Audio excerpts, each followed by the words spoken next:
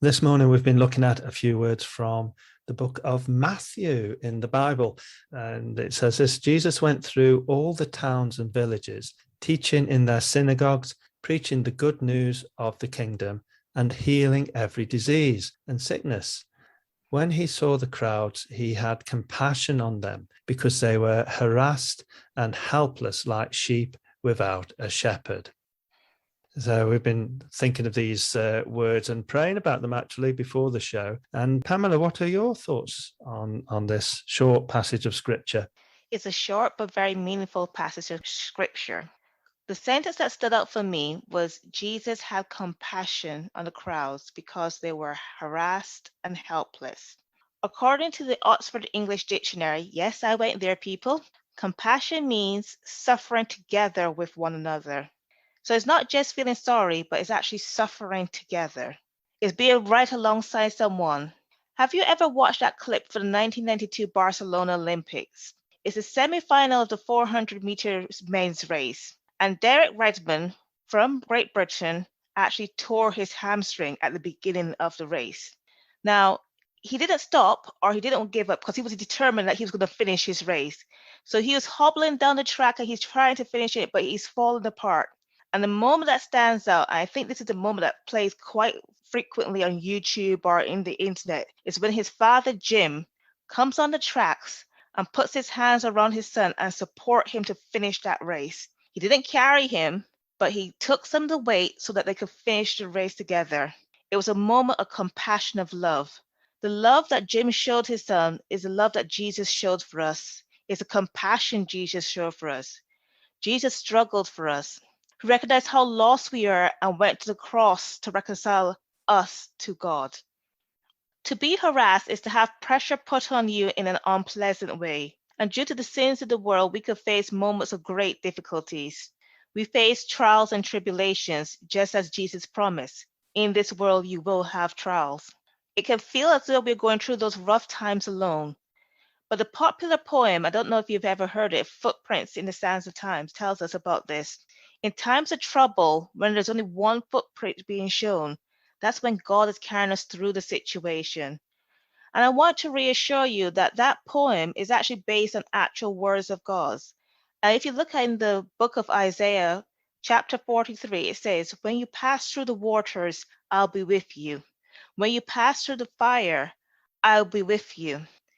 And what I want you to see is that God is right there with us through our times of trouble. It may seem that He's so far away, but like Jim was carrying his son, God is there carrying us through those most difficult times, getting us through that situation so we could get to the finish line.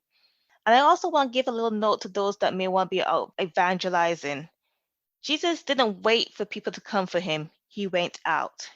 And when he went out with compassion. He suffered with them. He loved them. And that is the best example of evangelism.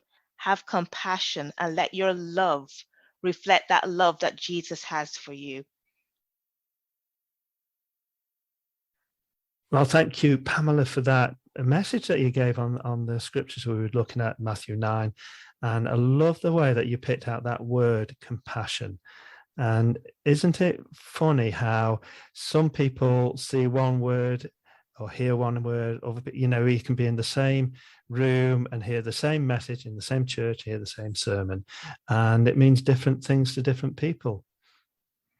It is really funny because it's so amazing sometimes how we sit there and sometimes it's like one sentence or one word stands out to you, like you say, and then to the other person right next to you. So it's not like if they're across the room and they're being obscured and they couldn't hear it properly.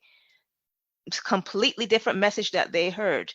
I just wonder, is that at God at work at that situation? Is it because I'm more receptive or they're more receptive? Why do you think that happens? Yeah, it's interesting, isn't it? And I read the scripture, and it happens every Sunday morning. We look at these words from the Bible, and yourself or me or Pete or Jamie, we see different things in those words, don't we? And for me, it was the sentence that says Jesus saw the people and had compassion. And I think, wow, this is the example of Jesus having this compassion, but seeing it. And sometimes we can see people who have got great needs and so on, and we don't see the need, and other times we do. And it's all about human perception, I think. But as you say, I think it's also about God being in that mix. Yeah, because it's also like sometimes I don't know if you've ever seen someone asking for direction. You can see that they're looking a little bit lost, and they're not sure who to approach. Should they ask for something? I'm one of those people that I don't know why. I just kind of go like, "Are you okay? Good morning." Just starts talking with random strangers. It drives my sister nuts. My family think, "What is she up to now?" Because we're gonna just be a little bit late again.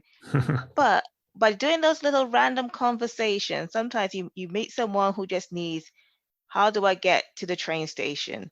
Or how do I get to the bus station? And how hard is it to just stop and say, actually, you're on the wrong road. This is where you need to go. Or you know what? I'll walk with you. I'll take you. It isn't. And it's amazing sometimes the people you meet that way. Don't get me wrong. Sometimes I'm thinking, nope, I don't want to stop. I don't want to stop. I just want to continue walking this road, Lord. I just want to continue walking, but I just know, stop. Yes. Go and talk to that person. Yeah.